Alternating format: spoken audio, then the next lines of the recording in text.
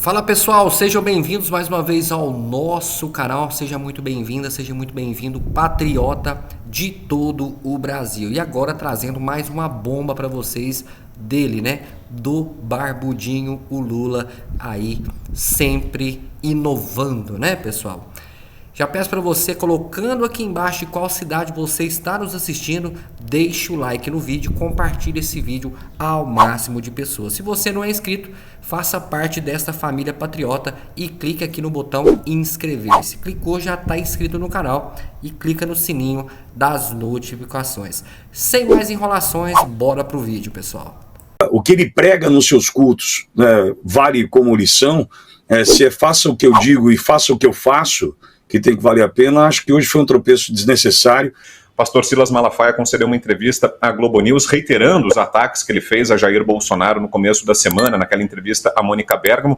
E hoje ainda tivemos um outro episódio muito desagradável envolvendo o Pittoli. O Malafaia enviou um áudio ao Alexandre Pittoli, que exibiu esse áudio na íntegra e rebateu lá na Auriverde Brasil. Aliás, se você não viu isso, corre lá no canal da Auriverde, você vai poder ver depois, quando terminar o Bradock, exatamente do que a gente está falando aqui.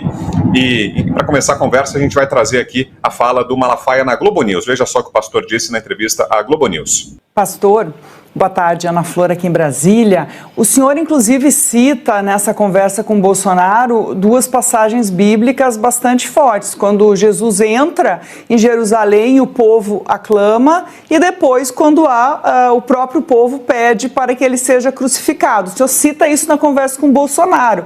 Quer dizer, nessa meia-culpa que a direita está fazendo, já existe uma visão de que o ex-presidente Bolsonaro ajudou, de certa maneira, a rachar a direita. Ele sofre já críticas. Também é nesse sentido essa mensagem que o senhor manda ao ex-presidente? Ana Flor, quero ser honesto com você, não tem direita rachada. Anote o que eu estou te falando. Não tem direita rachada. Onde não existe controvérsias de opinião, eu fico com medo. Eu fico com medo. O que está acontecendo? Todo mundo é igual gado que não pensa, que não para. Não, a direita não está rachada. A direita vai junta contra qualquer cara da esquerda. A direita vai. Não adianta agora bolinhos, paz e amor para convencer evangélicos e o eleitorado que não pertence a essa bolha de Bolsonaro. Não vai adiantar. Sabe por quê? Lula, ano passado, no Foro de São Paulo, deu uma declaração que é o pensamento da esquerda. Tá aí para todo mundo, tá na internet. Ele declarou em alto e bom som, tá? Ele disse aquilo que historicamente combatemos: costumes, família e pátria. Então, bolos da esquerda, PSOL, isso é histórico. Então, o povo vai fazer uma escolha. Se você é contra costumes, se você é contra a família, se você é contra a pátria, vota em Boulos e na esquerda. Se você é a favor de costumes, da família e da pátria, vota na direita. A direita não está dividida. Ela vai junto, unida. Onde tiver direita e esquerda, nós vamos estar tudo junto. Certo? Agora, isso tem que acontecer até para a maturidade.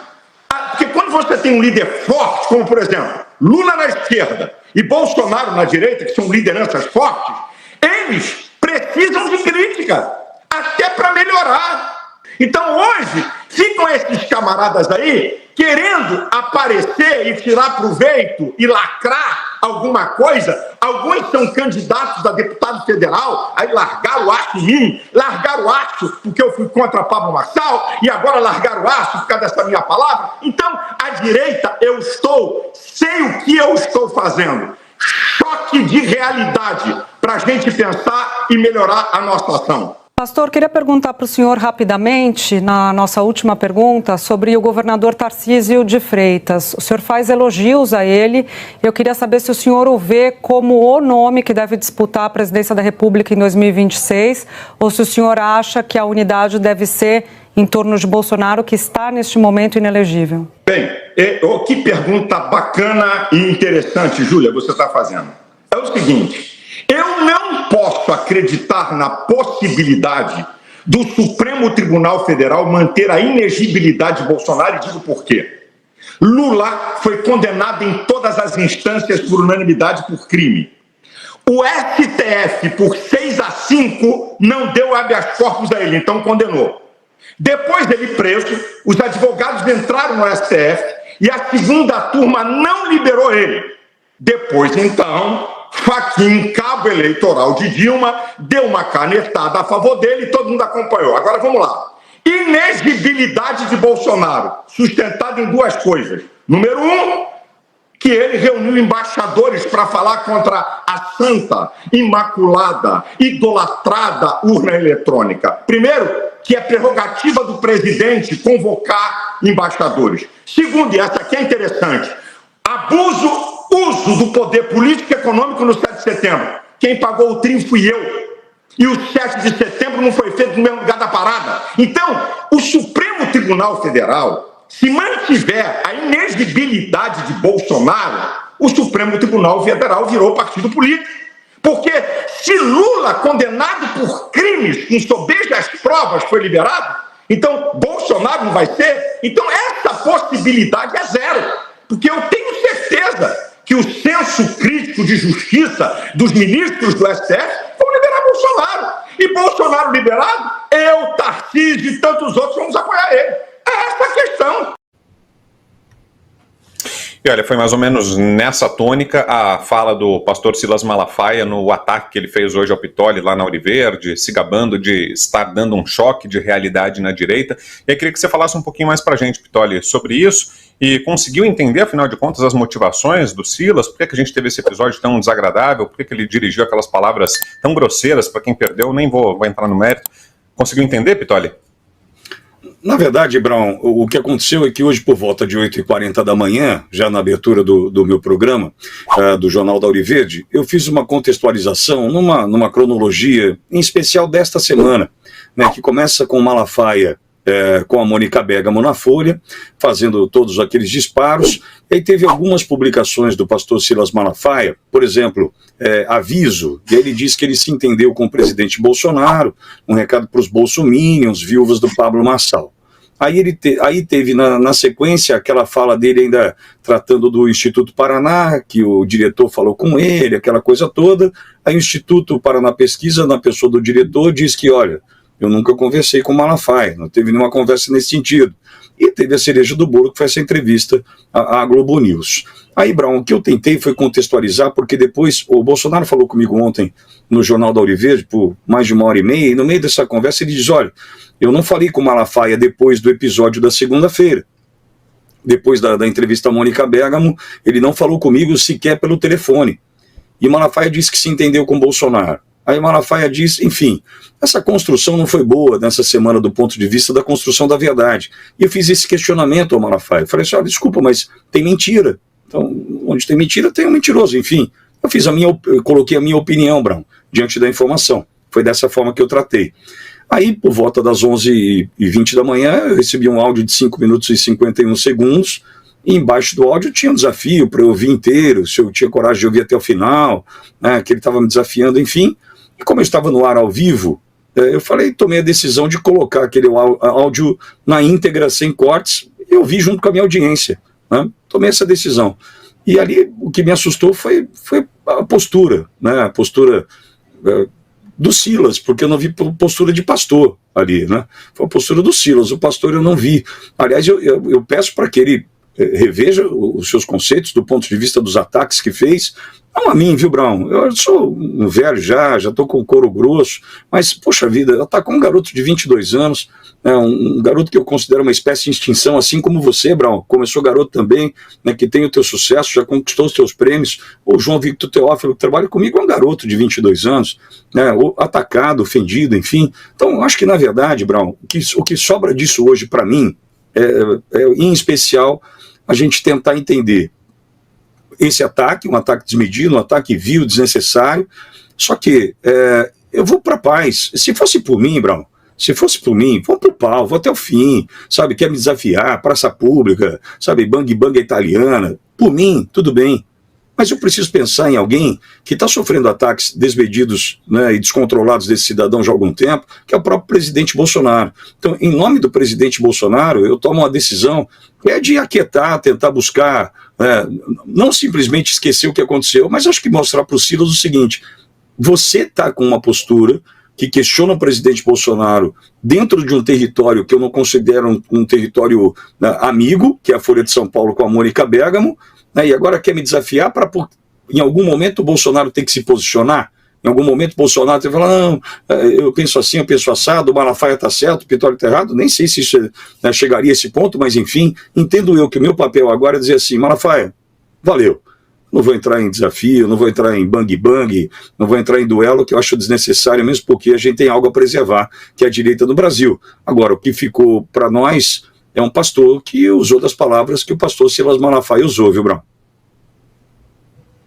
E olha, você está recebendo aqui, Pitório, o carinho da nossa audiência, estava lendo aqui algumas das mensagens no chat e em peso uma onda aí de solidariedade, de mensagens positivas em direção a você, Pitório. Receba aí todo o carinho do nosso chat, faço questão de transmitir isso.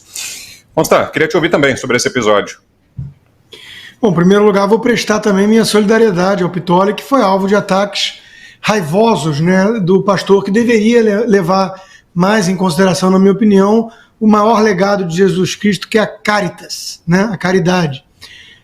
O pastor anda muito raivoso, né, e não sei, atirando para tudo que é lado. Eu acho que ele devia realmente parar um pouco e deixar a poeira baixar. Ele atacou o Nicolas Ferreira, por exemplo, quase de forma gratuita. O Nicolas é uma jovem liderança da direita no país, um ativo, né, um patrimônio da direita no Brasil, e que foi fundamental para as eleições municipais, rodando o país, assim como o próprio Bolsonaro, inspirado pelo Bolsonaro, que foi muito importante também.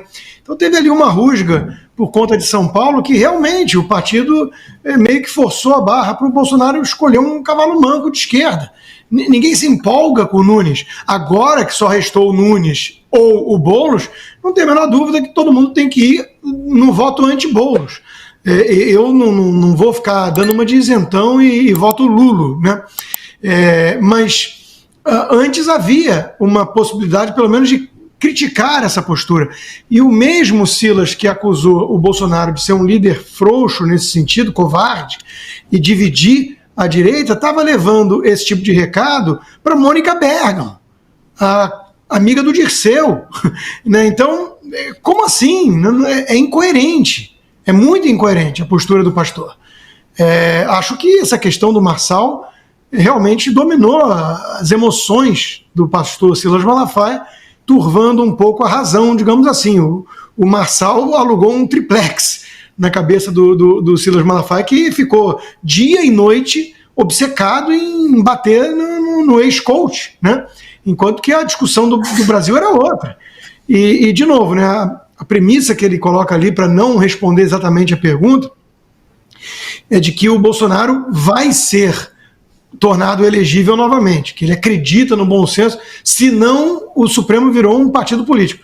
Bom, eu tenho mais notícias para isso. Ele já é um partido político há muito tempo, eu não tenho essa esperança que ele tem, e acho que ele também não tem muita. Então ele está dizendo isso para dizer que, não, claro que se fosse o Bolsonaro eu disse que apoiaria, mas vamos de Tarcísio.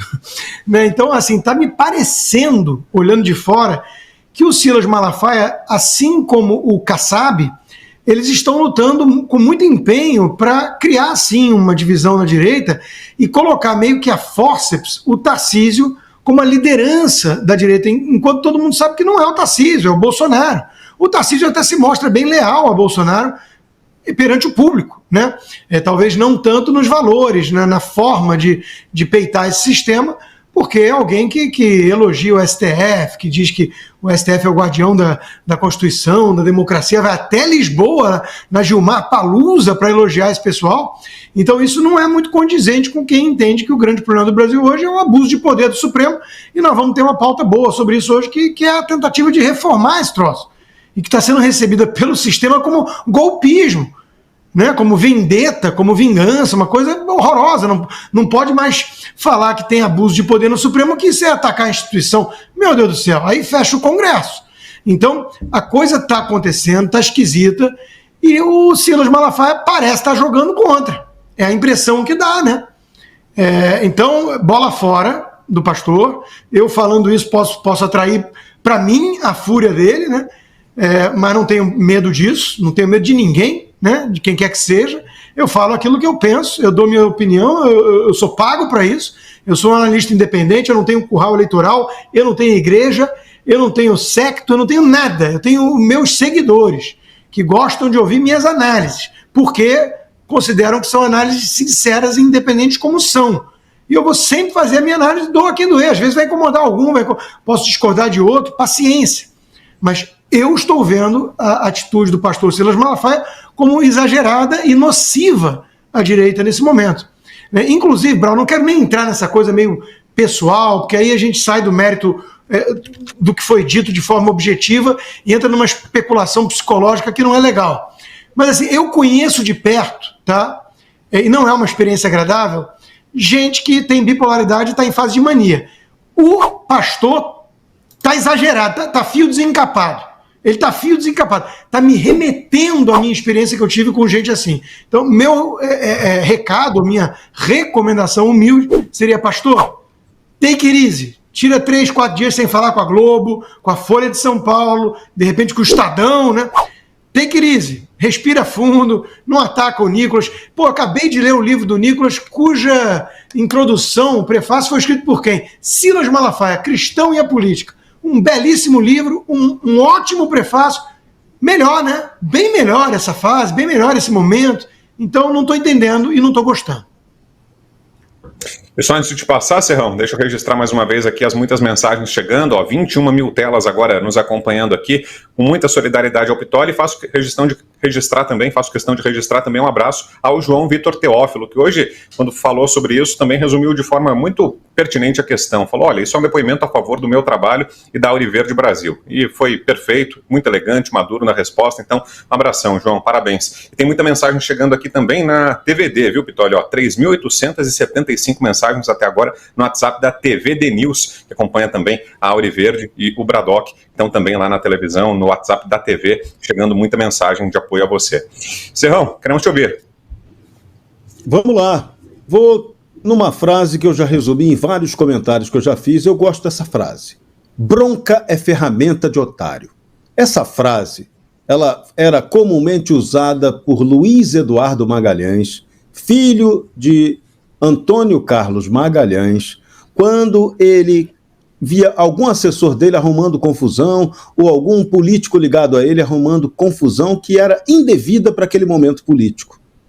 Briga não leva a nada em muitas situações, sobretudo quando você está num momento crítico. Você brigar contra o inimigo errado é a maior estupidez, é uma falta de sensatez completa. E você escolher o lugar errado, o espaço errado e a pessoa errada para atacar, também é uma péssima tática de batalha. E a gente aqui no Brasil hoje está vivendo o momento mais delicado da história do Brasil. Nós estamos passando pela mais grave crise institucional da nossa história, sem dúvida nenhuma, tá? Você pode comparar os momentos de ditadura que nós tivemos no Brasil, Getúlio Vargas, o pós-64 e o hoje. O hoje é assustador, porque o hoje é disfarçado, o hoje lembra muito mais uma ditadura do modelo nazista. Essa é a palavra exata, porque o que estamos vendo no Brasil de hoje é a perversão do direito, é a utilização de um discurso de suposta legalidade para reafirmar todas as ações que destroem o Estado de Direito, que sequestram a democracia e que desrespeitam flagrantemente a Constituição. Então, esse é o momento brasileiro de hoje. Esse momento exige da gente muita coragem, mas, sobretudo, muita sabedoria, muito sangue frio para lidar com ele. Não é hora de treta inútil. Daí, vale a frase do Luiz Eduardo Magalhães, bronca é ferramenta de otário. Não é. A gente tem que direcionar as soluções para resolver o problema concreto da institucionalidade. A crise brasileira, ela só vai se resolver pela política. Se a gente não souber fazer política, essa crise vai arrebentar com todos nós. Então, foi muito importante a postura sensata e serena de Jair Bolsonaro. Bolsonaro já até brincou, ironizou. Meu posto Ipiranga só tem água, não tem gasolina para botar fogo nessa história. E ele não alimentou um fogo que poderia causar um incêndio de proporções romanas. Nem o Nero ia causar um incêndio com a proporção que quase foi causada essa semana com essas declarações do pastor Silas Malafaia. Foi num contexto ruim, num espaço indevido, não é ideal que você utilize o espaço do inimigo. Ali não é adversário político, é inimigo. A mídia inimiga, você utilizou o espaço da mídia inimiga para fazer um comentário. Ah, mas eu tinha que chamar a atenção. Tá, você está certo. Eu até comentei isso com o Pitoli, numa situação, a gente conversa muito fora de bastidor, eu comentei com ele, ô Pitoli, o Bolsonaro, todo mundo pode ter crítica a ele, mas eu sempre adotei um procedimento em relação ao Bolsonaro. Antes de fazer qualquer crítica pública ao Bolsonaro, pensa 50 vezes nos caras que fazem 50 vezes mais besteira do que ele. Você vai encontrar um montão. E aí você chega à conclusão, opa, melhor não falar do Bolsonaro não, que tem gente fazendo caca muito pior.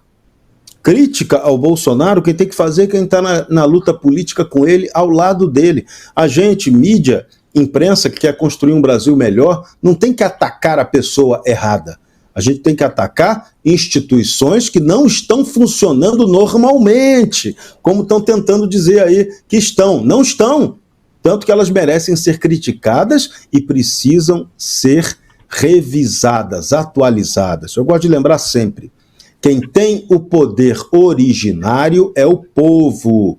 O povo é aquele que tem a capacidade de modificar, alterar e fazer as instituições. Então nós estamos num momento agora em que o povo brasileiro está acordando e esse povo quer, de novo, democracia no Brasil. A gente não pode ficar com a democracia sequestrada como a gente está hoje do país. Então é hora de inteligência estratégica. Não é possível que alguém que tenha o conhecimento que tem o pastor Silas Malafaia de vir a público fazer essas críticas tão abertas em função de um momento eleitoral nervosíssimo, que ainda estamos nele. Ainda temos um segundo turno para decidir até o dia 27 de outubro. Então não é hora desse tipo de conflito, é hora de ter calma. O fenômeno Pablo Marçal apavorou muita gente, encantou muita gente, mas agora decantou. E a política, a gente tem que ter essa capacidade de entender o tempo da decantação. Aproveite sempre o que é bom e o que é ruim, releve, passe por cima, faça um milagre. A gente tem que aprender a fazer milagre sempre. Um milagre aqui, ó.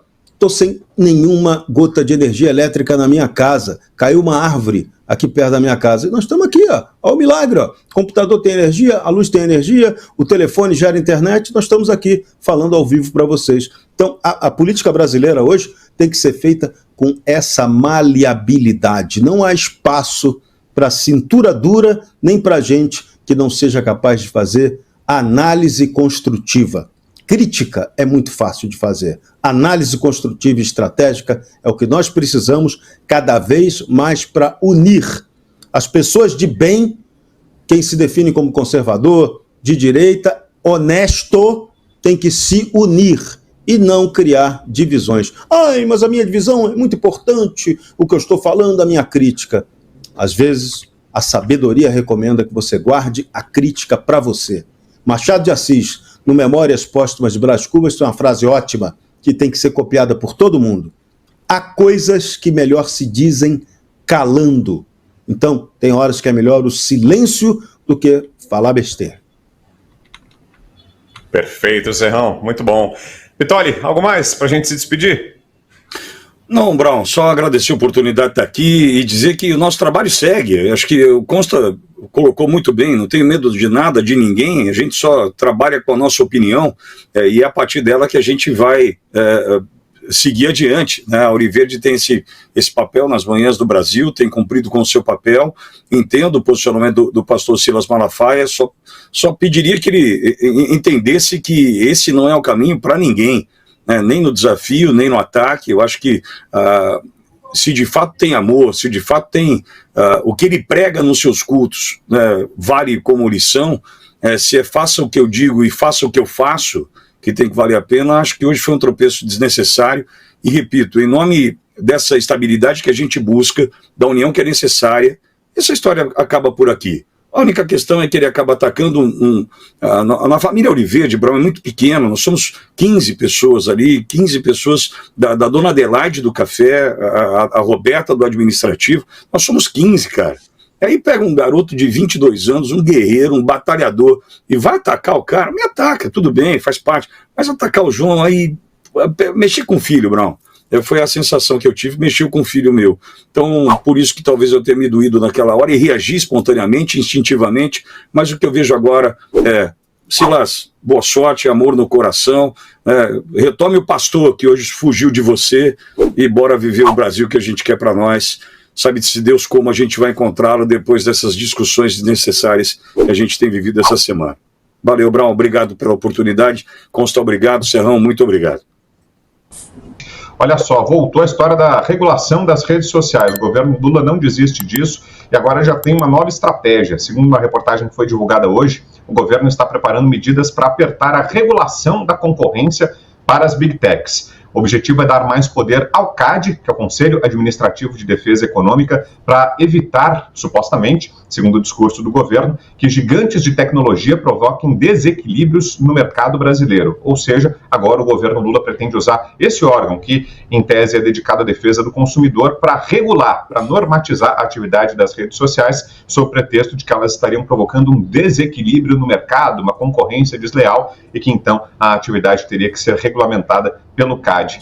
Começar com o deputado Nicolas, que nos diz dessa estratégia, deputado, e será que tem o risco de que nisso, nessa regulação via CAD, seja embutido algum dispositivo de censura daqueles que apareciam lá no projeto das fake news, deputado? Eu vou primeiro dar nome correto, não é regulamentação, né? É censura. A gente precisa começar a falar o nome correto, porque essa luta pela censura das redes sociais vão ter multiformes, eles não vão parar. Até mesmo porque eles viram que aconteceram agora nas eleições municipais, diversos conservadores, pessoas de direita se elegendo em locais estratégicos, como aqui, por exemplo, em Minas Gerais, em Governador Valadares, em Teófilo Otoni, o vereador mais votado de Belo Horizonte é o Pablo Almeida, na qual eu apoiei e que desbancou até então o recorde da esquerdista Duda, que obtinha esse recorde. Então, assim, eles perdem espaço e eles sabem que a rede social nós a dominamos, nós temos de fato uma liberdade ali, por isso que as pessoas estão conosco. E é engraçado porque nós pregamos a liberdade não somente para nós na rede social, é para todos. Tanto para, por exemplo, a jornalista, né, que ontem falou, olha, viram que ficamos 38 dias de abstinência de internet e não fez tanta falta. A gente tem a liberdade até para uma pessoa inepta como essa poder falar, porque a liberdade inclui também os idiotas. Então a gente precisa, de fato, lutar contra isso e saber que isso é mais uma artimanha do governo, de uma forma caricata, de uma forma maquiada, regulamentar as redes sociais, na qual, inclusive, o Flávio Dino, não sei se foi ano passado, disse, né, olha, não importa, se não der de um jeito no Congresso, a gente tem aqui ferramentas dentro do Ministério da Justiça, nós temos aqui as nossas formas de fazer com que isso ande. Então, mais uma vez, mais uma tentativa, mais uma luta que nós teremos como Congresso, e pode ter certeza que essa luta de regulamentar e censurar as redes não parará por aí. Agora, deputado, será que essa pressa toda para fazer isso que eles chamam de regulamentação também porque projetam em 2026 uma renovação no Congresso? Será que já é uma tentativa de se antecipar e fazer com que essa pauta avance o quanto antes, porque sabem que para a eleição de 2026 e a partir de 2027 o Congresso Nacional vai ter uma formação mais conservadora do que a atual, deputado? Eu amo as coincidências da vida. Você percebeu quando que o Twitter voltou ao ar? Logo depois do fim do primeiro turno. Assim, eles nem disfarçam, porque eles sabem que o Twitter é uma plataforma gigantesca, inclusive isso gerou um impacto econômico gigantesco, até mesmo porque os programas, por exemplo, de televisão utilizam a plataforma do Twitter para poder gerar o engajamento necessário para jogar no programa. Então, assim, atinge diversos aspectos. E essa eleição, claramente, foi prejudicada por conta da rede social. É só no Brasil mesmo, nessa democracia de bananas que nós temos, que uma das maiores redes sociais do mundo é derrubada. O processo eleitoral ocorre normalmente, como se nada tivesse acontecendo, e depois que termina o primeiro turno, ela retorna. Ou seja, é tudo muito escancarado. aos nossos olhos, mas mais uma vez, infelizmente, contra uma tirania que nós estamos vivendo, muito pouco pode se fazer, porque os instrumentos democráticos que nós temos, simplesmente, eles não valem de nada, muitas das vezes. Então, por exemplo, a PEC 8, importantíssima, né, que foi ali aprovada ali na CCJ, é uma tentativa, só que estou com a matéria aqui aberta, aqui, ó, de hoje, às 19h10 da noite, pacote anti-STF, Lira garante a Gilmar que medidas contra a corte não avançarão na Câmara, ou seja, o ministro do Supremo interferindo na decisão do Congresso. Seria o quê? Um convencimento para que isso fosse aprovado ou meramente um rito normal que eles estão fazendo, já que nada vai mudar, né? Porque eles detêm todo o poder. Ou seja, é algo inacreditável que está acontecendo, porque não há mais provas suficientes assim, para poder colocar mais, para poder mostrar que o STF ele intervém sim no poder legislativo de uma forma absurda. Então, mais uma vez, né, as redes sociais aí, elas são um passo importantíssimo para 2026. Obviamente, ela também será extremamente importante. Nós temos visto isso nos Estados Unidos, a importância da luta pela a liberdade de expressão, e espero que o reflexo lá nos Estados Unidos, elegendo o Trump, também consiga fazer uma onda aqui em 2026 para que a gente consiga reverter o Brasil e colocar ele no rumo certo. Mas, com certeza, a internet é um ponto importantíssimo na nossa democracia e a gente não pode lidar somente como uma rede qualquer. Pelo contrário, muitas vezes é a voz das pessoas, é a praça pública hoje. Antigamente o político falava na praça pública. Hoje, se você tira a rede social de alguém, ela para de existir. Não é à toa, por exemplo, que Daniel Silveira ainda continua preso, foi para uma penitenciária, esqueci o termo técnico que agrícola, fala. Colônia agrícola, né? Isso. Uma penitenciária agrícola, mas não tem ainda a sua rede social. Por quê? Porque eles sabem que isso iria dar continuidade ao nome do Daniel Silveira de uma forma muito maior. O nome dele continua vigorando. A gente lembra disso sempre, tanto nos discursos quanto na internet, mas eles sabem, até mesmo porque se eles não soubessem da força das redes sociais, eles não estariam sempre derrubando redes de pessoas que são de direita, né? Então, óbvio que tem um poder muito grande e será decisivo para a campanha de 2026. Coronel Gerson Gomes, queria análise do senhor também, coronel, sobre essa nova tentativa do governo Lula, agora usando o CAD para tentar impor os dispositivos de censura, ou que o governo chama de regulamentação das redes sociais, coronel. A grande dificuldade, Vitor, com o governo Lula é que esse governo ele já está de tal maneira desgastado nas suas intenções que mesmo ideias que aparentemente são boas, como aliás acontece com bastante frequência no seio da esquerda, se travestem de iniciativas interessantes de direitos humanos e até de misericórdia para com os sofridos, com grupos minoritários, mas quando nós aprofundamos um pouquinho, ou pior, quando eles detêm o poder, nós percebemos que há uma tendência ao autoritarismo. Isso em todo mundo, a história prova para a gente, não houve nenhum governo socialista que migrou para o comunismo que não impôs de cima para baixo pela força as suas ideias. Então, veja que esse tema é um tema que nasce com uma ideia sensacional. E esse é um debate mundial. Aqui nos Estados Unidos nós estamos debatendo exatamente isso, a concentração em cima das Big Techs. Por exemplo, quando nós tivemos ainda o Twitter no passado sendo instrumentalizado para perseguição política, o que o Donald Trump mesmo tentou? Ele tentou botar dinheiro numa rede social, o nome era Truth, vamos dizer assim, de confiável, de verdadeiro.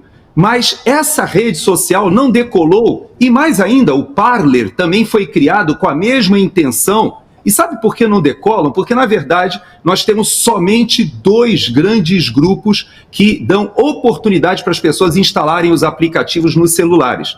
Então, ou é Apple ou da Google, que acaba sendo vinculado aos desenvolvedores de aplicativo. Então, essa concentração, de fato, ela tem que acabar. A gente precisa ter uma pulverização, precisa ter mais opções para o consumidor. Só que o Brasil, ele está longe de conseguir entrar nessa disputa. O CAD vai fazer como para criar tecnologia nacional autóctone que possa, de fato, disputar no mercado com as redes sociais grandes. Esse debate é um debate na Europa, aqui nos Estados Unidos, precisamos ter uma pulverização, porque houve uma concentração. E isso na área da informação, na área das redes sociais, na área da tecnologia, na área das blockchains. Todas essas tecnologias novas de inteligência artificial necessitam de uma maior pulverização, de uma descentralização. Só que o que está acontecendo no mundo, Vitor, é o contrário. Há uma centralização e, o pior, na mão dos governos que querem controlar essas redes sociais. Então, eu desconfio que essa iniciativa, ainda que travestida de uma boa intenção, ela, na verdade, está mais inspirada no modelo chinês de controle das redes sociais do que no modelo capitalista de realmente estimular a concorrência.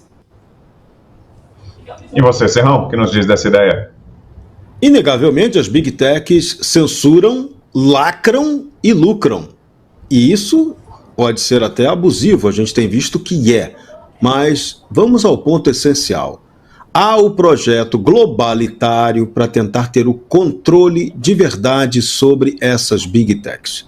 E no Brasil, a nossa turma Tupiniquim, os poderosos de plantão daqui, seguem a cartilha globalitária. Então eles não estão agindo em nome da liberdade econômica, muito menos em nome da liberdade de expressão. Tá aí, pessoal, espero que vocês tenham gostado desse vídeo. Vai deixando o like no vídeo, se inscrevendo no canal e compartilha esse vídeo ao máximo de pessoas. Lembrando que estamos aqui todos os dias levando informações de qualidades para todos vocês. Sejam bem-vindos ao nosso canal, vou ficando por aqui, um forte abraço e te espero no próximo vídeo.